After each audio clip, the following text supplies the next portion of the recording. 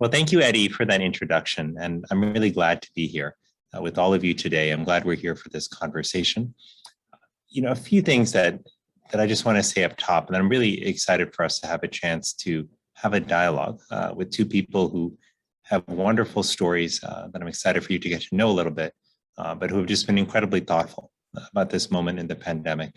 And I think we'll have a lot to say about how human connection has been a theme that has become even more prominent and important during COVID-19.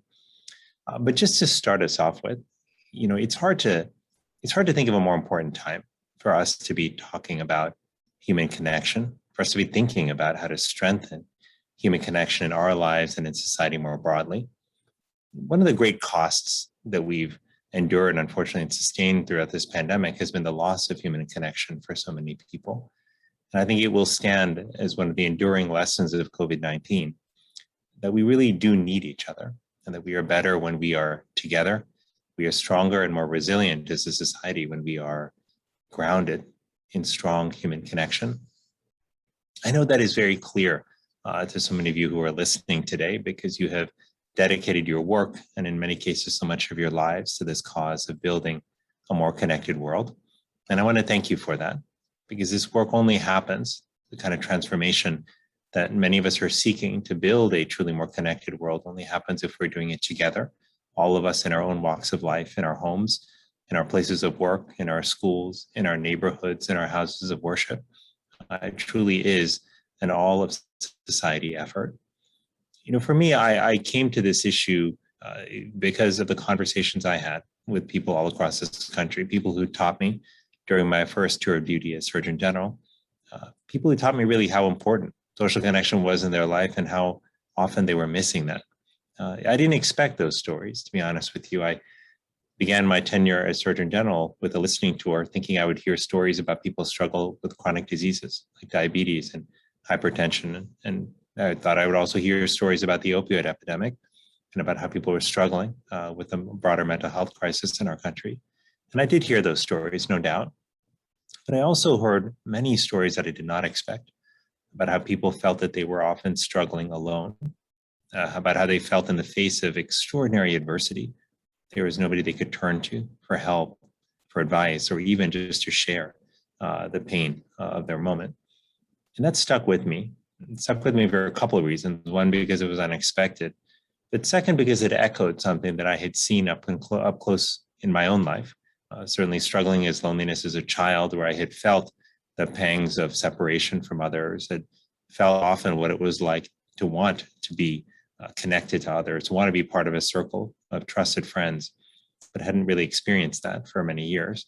And I also saw this a lot as a doctor, taking care of patients in the hospital, where, as a young intern just out of medical school, I was trying to keep in my head all of the things that I had been taught about how to make sure I was doing, asking the right questions on a history, how to make sure I was making the right diagnosis, that I was figuring out what the right treatment was for a patient.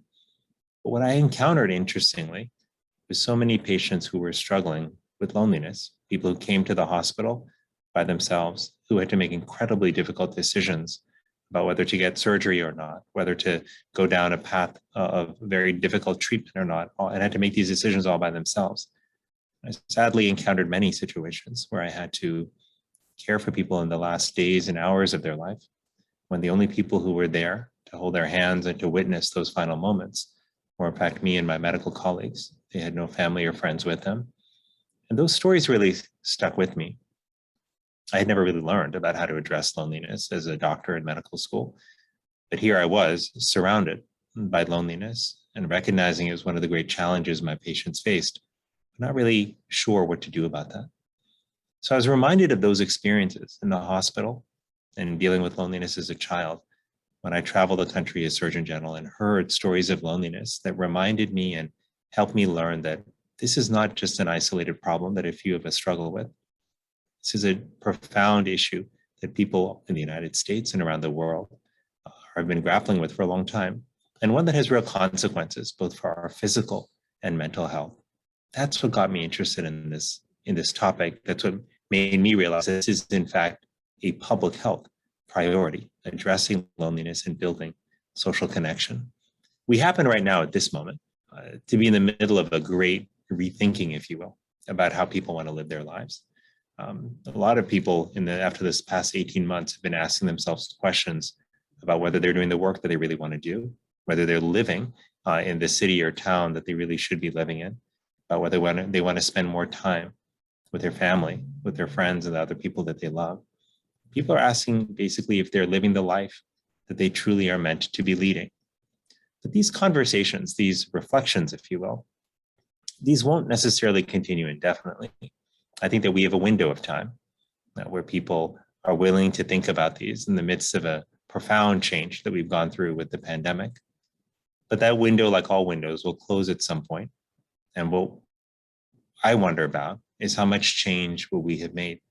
How much better will our lives truly be? And how much more connected will we be to one another? Human connection really starts with our connection to ourselves, with knowing our value, with understanding our worth, with being comfortable with who we are. I mentioned earlier that I struggled with loneliness as a child, and much of that was rooted in lack of self-esteem, but that loneliness fed a lack of self-esteem as well. I didn't necessarily feel that I had much to add to other people's lives and questioned why people would actually really even want to hang out with me. That is a very common story, unfortunately, with those who struggle with loneliness, is that loneliness breeds more loneliness and it becomes a vicious cycle. But the thing that struck me often as I was growing up is that, and what really helped me, was that it took people in my life, teachers, my parents, and over time, a few well-intentioned, good-hearted people who became close friends, to remind me of why I actually did have value and worth, and that it wasn't because of the grades I got or whatever awards I brought home. It was because fundamentally I was a person who was kind and I was willing to express that kindness with others. It took me a long time to recognize that that was really my true source of value. And that actually is the true source of value that all of us have as human beings, our intrinsic willingness and ability to give and receive love in its various forms, whether it's kindness or generosity.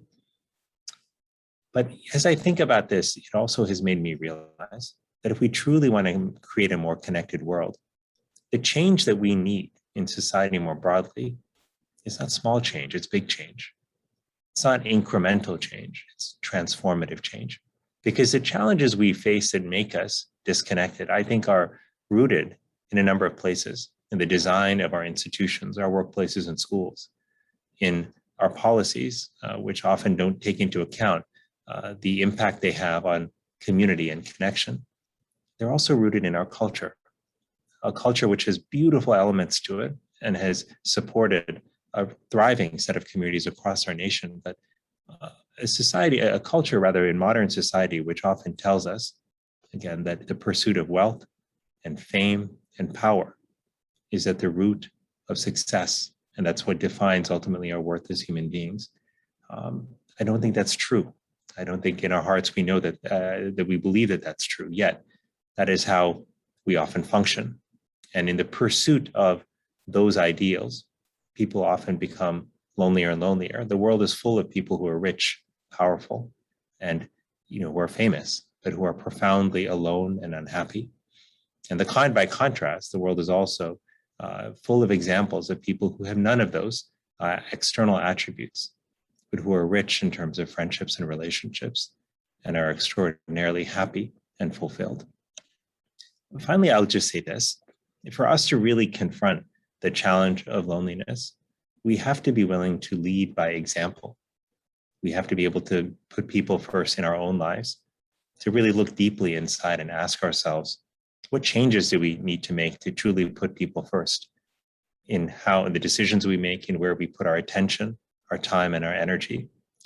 I say that as somebody who is going through the process of doing that myself right now. And some days I do well, some days I come up short. But I know that the work itself is important. And it requires us being honest with ourselves, with being vulnerable about how we feel, about what changes we need to make, even if they're really tough.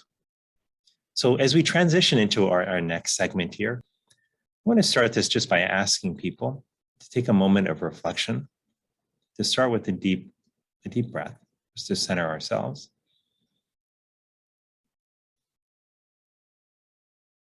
and to reflect on the following question.